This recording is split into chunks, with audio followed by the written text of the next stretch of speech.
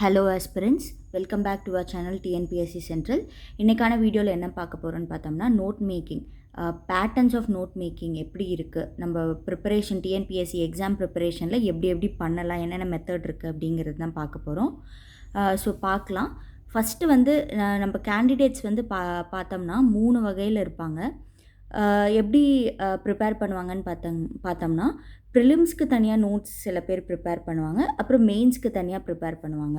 So வந்து prelims exam வரப்போ வந்து இந்த ப்ரிலிம்ஸ்க்கான ப்ரிப்பேர் பண்ண நோட்ஸ் லைக் 1 மார்க் ஃபார்மேட்டில் ப்ரிப்பேர் பண்ணி வச்சுருந்தாங்கன்னா அதை படிப்பாங்க. அப்புறம் மெயின்ஸ்க்குன்னு தனியாக வந்து கான்செப்சுவல் கிளாரிட்டி, அப்புறம் வந்து அனலிட்டிக்கல் பாயிண்ட் ஆஃப் வியூ, இதெல்லாம் வச்சு ஒரு நோட்ஸ் மேக் பண்ணியிருப்பாங்க.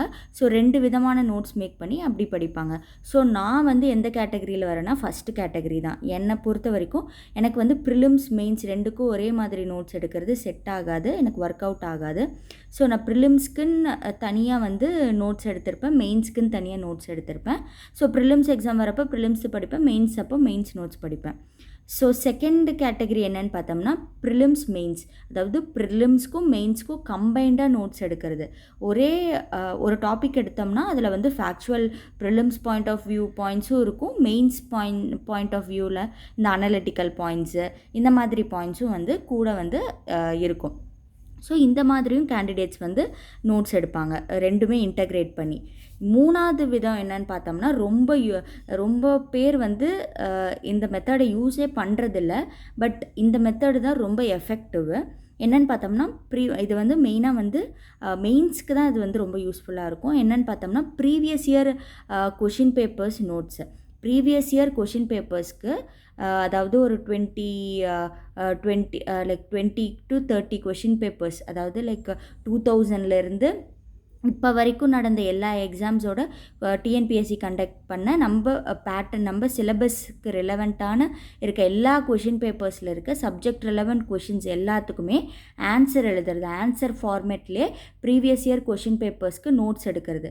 அப்படி எடுக்கிறதுல என்ன பெனிஃபிட்னு பார்த்தோம்னா, நம்மளுக்கு வந்து பார்த்தோம்னா மேக்ஸிமம் எல்லாமே வந்து நம்ம டிஎன்பிஎஸ்சி கொஷின் எப்படி கேட்குறாங்க அப்படிங்கிற மாதிரி நம்ம மைண்ட் செட்டே மோல்ட் ஆயிரும். இப்போ நம்ம இந்த மெத்தடில், இந்த ஃபஸ்ட் 2 மெத்தடில் வந்து பார்த்தோம்னா நம்ம புக்கில் இருக்க கண்டென்ட்டை நம்மளோட மைண்ட் செட்டில் நம்ம என்ன டிஎன்பிஎஸ்சியை புரிஞ்சு வச்சுருக்கோமோ அந்த மைண்ட் செட்டில் எல்லா கான்செப்ட்ஸையும் எடுத்துக்கிட்டு இருப்போம். சில டைம் வந்து தேவைக்கு அதிகமாகவும் நோட்ஸ் எடுத்துக்கிட்டே போயிட்டுருப்போம். ஒரு 3 பக்கத்துக்கு எடுக்க வேண்டியது 10-20 பக்கத்துக்கெல்லாம் எடுத்து வச்சுருப்போம். தேவையில்லாமல் நோட்ஸ் வந்து பல்க் ஆயிரும். அப்புறம் அதை படிக்கிறதுக்கு ரொம்ப வந்து அதுவே ஒரு தனி புக்கு மாதிரி ஆயிரும், படிக்கவே முடியாது, திரும்ப நோட்ஸ் எடுக்க ஆரம்பிச்சிருவோம். பட் வந்து இந்த ப்ரீவியஸ் இயர் கொஷின் பேப்பரை வச்சு நோட்ஸ் எடுக்கிறது வந்து பெஸ்ட்டான ஒரு எஃபெக்டிவான நோட் மேக்கிங் மெத்தடு. சப்போஸ் உங்களுக்கு எப்படியுமே இந்த ஃபஸ்ட் 2 மெத்தடில் நோட்ஸ் எடுக்க தெரியல, இந்த 2 மெத்தடுமே ப்ரொடக்டிவான மெத்தடு தான்.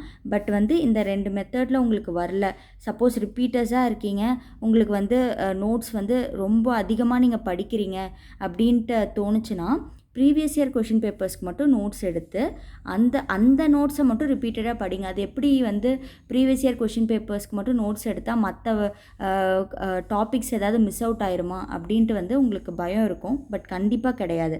நீங்கள் அதை படிச்சிங்க, அதுக்கு நோட்ஸ் எடுத்து அதை படித்து திரும்ப திரும்ப படிச்சிங்கனாலே எப்படியாவது வந்து நம்ம கேட்குற கொஷினுக்கு வந்து நம்ம எடுத்து வச்சுருக்க கண்டென்ட் வந்து மேட்ச் ஆயிரும். அந்த மாதிரி தான் இருக்கும். அதுவும் வந்து நீங்கள் ப்ரீவியஸ் இயர் கொஷின் பேப்பர்ஸ் எடுத்து பார்த்தீங்கன்னா எல்லா மேக்ஸிமம் ரிப்பீட்டடாக தான் வந்திருக்கும். அந்த ஸ்டேட்மெண்ட்ஸ் தான் மாற்றி கொடுத்துருப்பாங்களோ தவிர கண்டென்ட் வந்து நம்ம அதே எழுதுகிற மாதிரி தான் இருக்கும். ஸோ வந்து இந்த மெத்தடும் வந்து பெஸ்ட்டான மெத்தட். இந்த 3 மெத்தடில் எந்த மெத்தடில் வேணாலும் ஃபாலோ பண்ணலாம் நீங்கள் நோட் மேக்கிங். ஸோ இது 3 பேட்டர்ன் இருக்குது. ஸோ நெக்ஸ்ட்டு வந்து லெவல்ஸ் ஆஃப் நோட் மேக்கிங் வந்து பார்க்கலாம்.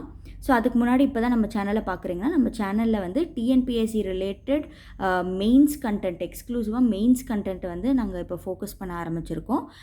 ஸோ வந்து உங்களுக்கு தெரிஞ்சவங்க யாராவது வந்து டிஎன்பிஎஸ்சி மெயின்ஸ்க்கு ஸ்ட்ரகிள் பண்ணிகிட்ருக்காங்களோ இருந்தாங்கன்னா நம்ம சேனலை வந்து சஜஸ்ட் பண்ணுங்கள், சப்ஸ்கிரைப் பண்ணுங்கள், லைக் பண்ணுங்கள், ஷேர் பண்ணுங்கள். So next levels of note making பார்க்கலாம். லெவல்ஸ் ஆஃப் நோட் மேக்கிங்னு பார்த்திங்கன்னா, இப்போ வந்து நம்ம முன்னாடி சொல்லியிருக்கிறது வந்து நோட் மேக்கிங் ஒரு பேசிக்கான ஒரு நோட்ஸ், அதிலே வந்து எல்லா கான்செப்ட்ஸ், அது நம்ம வந்து ரொம்ப நாள் கழித்து ஒரு நோட்ஸ் எடுக்கிறோம்னா, இப்போ இந்த நோட்ஸ் எடுக்கிறீங்கன்னா இதில் வந்து ஒரு நோட்ஸ் வரும். இது எல்லாமே பேசிக் நோட்ஸு. இதை வந்து ரொம்ப நாள் கழித்து ஒரு 4-5 மாதம் தெரியாமல் படிக்காமல் விட்டுட்டீங்க. ஸோ திரும்ப எடுக்கிறீங்கன்னா இந்த நோட்ஸை படிச்சிங்கன்னா இந்த டீட்டெயில்டாக இருக்க இந்த நோட்ஸை படிச்சிங்கனாலே போதும், புரிஞ்சிடும் அப்படிங்கிறத வந்து இந்த ஃபவுண்டேஷன் நோட்ஸ் இது. ஸோ வந்து இந்த நோட்ஸை எடுத்ததுக்கப்புறம் இந்த இந்த இந்த 3 மெத்தடில் ஏதோ ஒரு மெத்தடில் ஒரு டீட்டெயில்டான ஒரு நோட்ஸ் எடுத்துடுறீங்க. அதுக்கப்புறம் வர்றது தான் லெவல்ஸ் ஆஃப் நோட் மேக்கிங். இது வந்து எப்படின்னா ஃபஸ்ட்டு வந்து இந்த மெயின் நோட்ஸ் எடுத்திருப்பீங்க. அதாவது முன்னாடி சொன்ன பேட்டர்ன்ஸ் ஆஃப் நோட் மேக்கிங் பொறுத்து நீங்கள் ஒரு ஃபவுண்டேஷன் நோட்ஸ் எடுத்திருப்பீங்க. சப்போஸ் ஃபார் எக்ஸாம்பிள் ஏதாவது ஒரு நோட்ஸ் வந்து ஒரு 100 பேஜஸ்க்கு இருக்குன்னா நீங்கள் அதை வச்சே வந்து கடைசி நாள் எக்ஸாம் வரைக்கும் அதை வச்சே நீங்கள் படிச்சிங்கன்னா நம்மளால் வந்து எல்லா சப்ஜெக்ட்ஸுமே ரிவைஸ் பண்ண முடியாது. ஏன்னா ஒரு சப்ஜெக்ட் மட்டும் நம்ம வந்து போய் எக்ஸாமில் எழுத போகிறதில்ல, எல்லா சப்ஜெக்ட்டையும் சேர்த்து ஒரு நாள் போய் எழுத போகிறோம். ஸோ அப்படி இருக்கப்போ வந்து கன்சாலிடேஷன் வந்து ரொம்ப முக்கியம். ஸோ 100 பேஜஸ் நோட்ஸ் எடுக்கிறீங்கன்னா அடுத்த டைம் வந்து ரிவைஸ் பண்ணுறப்போ அதை 20 பேஜஸ் ஒரு 25 பேஜஸ்க்கு நீங்கள் வந்து அதை கன்சாலிடேட் பண்ணிடணும், சிம்பிளிஃபை பண்ணிடணும். அடுத்த டைம் ரிவிஷனில் ஃபைனல் ரிவிஷன், அதாவது எக்ஸாமுக்கு முன்னாடி மெயின்ஸ்க்கு வந்து அந்த 3 days எக்ஸாம் எழுதுவீங்கள, அந்த டைம்க்கு முன்னாடி எப்படி எடுத்துக்கணும்னா 1 to 3 பேஜஸ்லேயே வந்து அந்த ஹோல் நோட்ஸுமே ஹோல் சப்ஜெக்டோட நோட்ஸுமே இருக்கணும். அப்போ தான் வந்து நீங்கள் எக்ஸாம் அன்னைக்கு வந்து ஒரு எக்ஸாம் காலையில் வந்து மெயின்ஸ்க்கு வந்து ஒரு எக்ஸாம் நீங்கள் பேப்பர் 1 எழுதிட்டு வரீங்கன்னா மத்தியானம் வந்து ரெஸ்ட் எடுக்கிற டைம் உங்களுக்கு வந்து மெயின்ஸ் ஹால்ஸ் சென்டர்லாம் வந்து ரொம்ப தூரம் இருக்கும். போயிட்டு வந்து ரெஸ்ட் எடுக்கிறதுக்கு தான் டைம் இருக்கும்.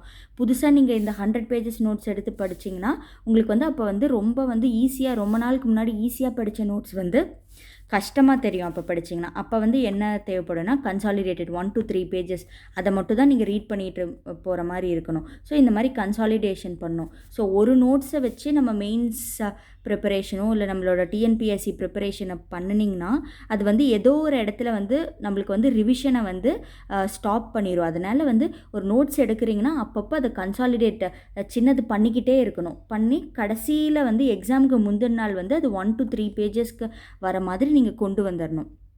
ஸோ இப்படி தான் வந்து படிக்கணும். ஸோ வந்து இதுதான் levels of note making. So thank you. Next வீடியோவில் பார்க்கலாம்.